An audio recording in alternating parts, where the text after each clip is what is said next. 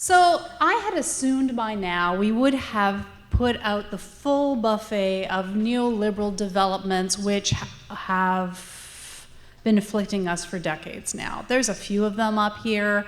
I presume you know many more, but I can't really read them, can I? You know, the various anti-worker, the various, cuts to social safety related programs, I don't know, globalization, all these kinds of things.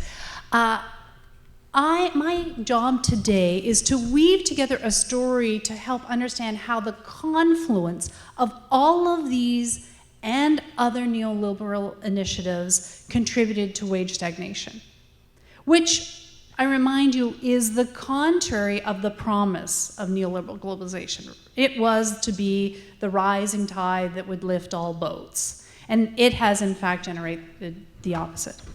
So, let's see here. What have I got coming up next? I am going to tell you absolutely nothing new today. I will give you no empirical information. I will discuss no policies you've never heard of. All of this is basically common sense. What I am intending to do is put together an analytic framework that tidies this up a bit. I go to conferences either where there are like a lot of economists who wouldn't like this. I mean, maybe not, well, who knows? And there are other conferences where people basically have no economists who also might not be able to relate to this. So my attempt is to make a bit of a bridge here, to have a little bit of an analytic framework to deal with this, with wage stagnation that's kind of intuitive. Okay, so here we go. My contention is that there are obvious ways we can see that wages are held down. Clearly, you cut jobs, you reduce wages of what jobs are left. It's a pretty easy thing to understand how this contributed to overall wage stagnation. The somewhat more tricky thing to explain, in my opinion, is how the ensemble of other neoliberal policies are also contributing to wage stagnation. I put that as the sort of underwater piece of the iceberg because, a superficial glance does not necessarily give you a picture of the magnitude of how all of those things are working together to disadvantage workers. So, my intention is then to give you, as I say, an analytic story, I'll call it, to help put these pieces on the table. So there you go, I've got an equation that solves all this for y'all. I'll just explain the technicalities and we're done. Okay, well, I'm not going to do that. I'm going to give you something that I hope is a little bit more intuitive.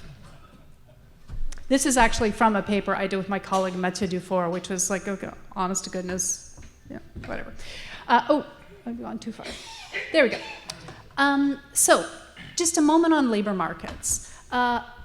Labor markets are where workers and other employers, get together and then negotiate stuff, like hiring, what wages are going to be paid for the work that is done, that kind of stuff. And I want to introduce you to a concept you already know, but bargaining power. If workers have greater bargaining power vis-a-vis employers, that will tend to push wages up. Conversely, if workers are weak relative to their employers, that's going to tend to push wages down. So the punchline of the story is, as you can probably anticipate, the confluence of all of these neoliberal policies systematically reduce workers' bargaining power such that this depresses wages.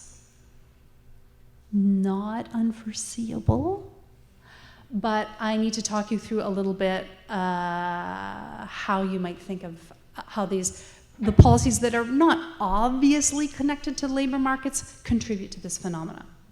Okay, here we go. How to reduce worker bargaining power and thereby their wages, part 1. You make it easier for employers to threaten workers in whatever way, the so-called threat effect. So that is to say, for example, it's easier to fire workers.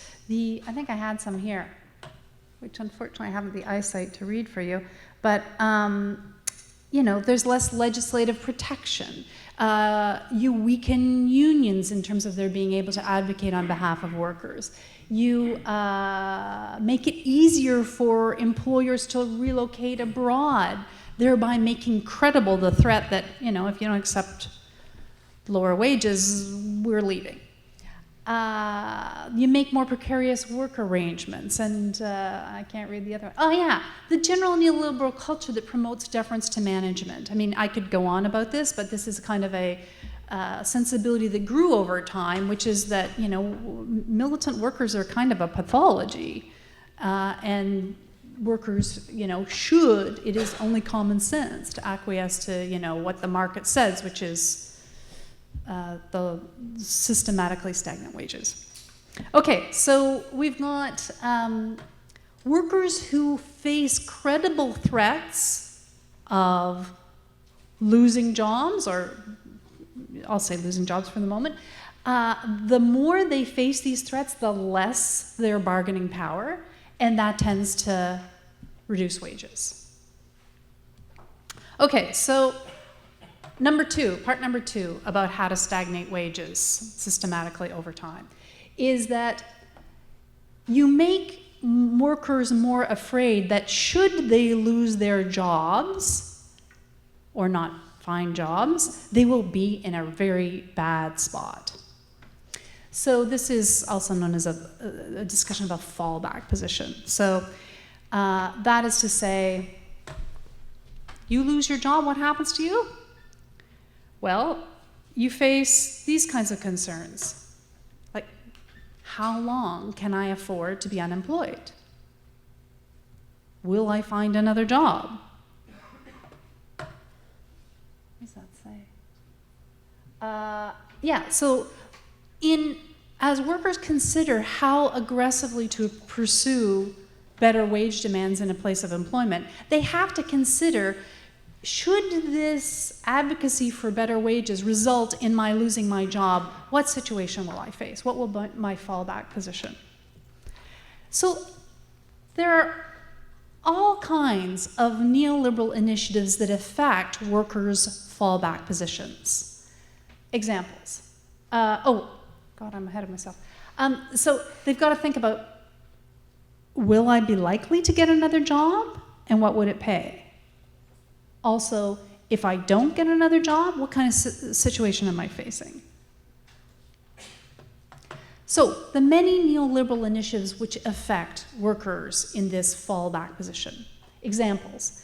So you cut unemployment insurance or other income supports for people who are either low income, unemployed, then that means that being without a job is going to be difficult to withstand.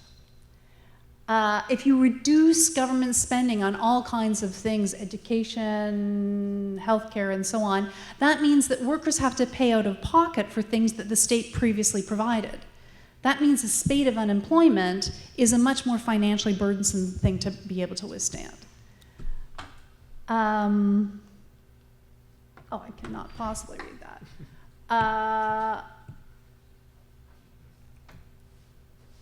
Yeah, so if you cut various things that were provided by the state, and you now perhaps have an employer that provides benefits that covers some of those things, then being without a job means being without benefits. I mean, that's a huge thing, for example, in the United States, but it is also a factor if, you know, you are expecting expensive dental care and your employer benefits would have covered that, then being unemployed means you got to find the cash for that. And we should also mention indebtedness. The more deeply indebted workers are, and you can kind of see why they'd be deeply indebted after all of these years of stagnant wages. Well, the more deeply indebted you are, the more pressing it is to have a paycheck because you can't cover your debt service for a period of interruption of income. So all of these things work together to make people more nervous about the possibility of being unemployed, and workers who are more vulnerable are in a much more compromised position to try and fight for better wages. So, you know, this is not just about one given workplace or region or industry, but as these dynamics permeate a whole economy, you get a kind of an overall labor market attributes that are conducive to these stagnating wages. So I said that maybe. Yeah, let's say I said that. In a sense, the ensemble of neoliberal initiatives are greater than the sum of their parts, because it is not just about imposing those, draconian changes to this or that social program, or it is the fact that they work together to create a greater level of desperation among workers, which puts them in that sort of disadvantaged labor market position. So I don't mean to say that all workers are uniformly affected this way. Obviously, and there are people here who can speak to this, the high income earners are doing great. But it is about wage stagnation for the many, especially those who are the most fearful. I'm not, how much did I get? You still have about 8 minutes, 7 minutes. Okay, maybe I won't do this. Okay, because I did think I would do globalization. I haven't said much about that yet, but here's one way to think about how globalization impacts the dynamics I've already spoken to. So if you think about the various jurisdictions, I'll call them national jurisdictions in a kind of globalized economic world, they're all a little different, right? They have slightly different social programs, different rules, they're enforced different ways, employment insurance has different eligibility attributes that are all, a little different. And this creates the possibility of an ongoing dynamic. Some people, call it race to the bottom. And it kind of goes like this. Country A has whatever rules on whatever social programs, and the firms in country B say, hey, the workers over in that country A, they have some benefit, they've had some cut to their benefits. There's something that's business friendly that's happened in their policy framework, and country B likes that. So in order for us to stay competitive, country B's firms demand that their government copy whatever attacks on workers happen in country A. So fine, they've both notched down. But then country A will respond, hey, there's stuff still going on in country B that we didn't get as firms operating in country A. We want you to mimic the same cuts that country B. You see what you ratchet down the benefits to workers by always incenting a fight amongst firms to say, somewhere else has a more business-friendly environment than here, we want you to match that environment. And down we go in the race to the bottom. So the globalization dimension of this story means that, in a sense, it's the gift that never stops giving to business, because they can always find some new program that ought to be cut to restore their competitiveness and promote investment and so on. So anything that keeps workers afraid contributes to the dynamics I've spoken of thus far. It will reduce their bargaining power and contribute to wage stagnation. And as wages stagnate, of course, that puts more pressure on workers, which in a sense perpetuates the dynamic. As their paychecks are inadequate to cover what they need to cover, they're in a more desperate situation, and thus their bargaining power is further squeezed. So, what to do about it? So, Gordon asked me, are you going to give me some policies that we do to deal with this? And of course, we can have a Q&A that deals with a number of policies that would be helpful. They're absolutely out there, but I think the more helpful thing for me to say is that, in a way, it's not about the Band-Aid here and the Band-Aid there, much as I support the work of people who, work exclusively on like a particular policy issue which has egregious consequences for workers. Absolutely, that's required. But in a sense, it's the ensemble of conditions that make a difference. In a sense, was anybody else at the protests on Parliament Hill yesterday? Yeah. I I found that somewhat inspiring because there's a lot of people who have labored for years on these issues without seeing a lot of movement, you know, and feeling like you did your own recycling, you know, was maybe you felt good about it, but wasn't clear that that was actually going to move the needle in a huge way. But then momentum builds. And when momentum builds, I mean, it doesn't happen as much as we'd like, but it's an opportunity. And what I like about this analysis is that it does, in a sense, link all of the struggles together. You know, if we had secure housing, and if we felt that our children or elders could be cared for without our sacrificing our work lives, and if we felt like legislation that's on the books would be enforced to our advantage, you know, if all of these things were linked together, we might be able to see our struggles as interconnected. In a sense, my wages, whereas before it might be unclear how precarious housing contributed to downward pressure on wages, in fact, that is a source of how workers feel both marginalized and precarious, which contributes to the situation in which they are highly dependent on their paycheck to pay, you know, exorbitant housing costs. And should they lose that paycheck, they lose their housing in addition. I mean, it's a very difficult situation to put people in, and their children and elders, of course. So, in a sense, my hope is that it has a more solidaristic message than perhaps an isolated way of analyzing our various social programs in little silos. Thanks very much.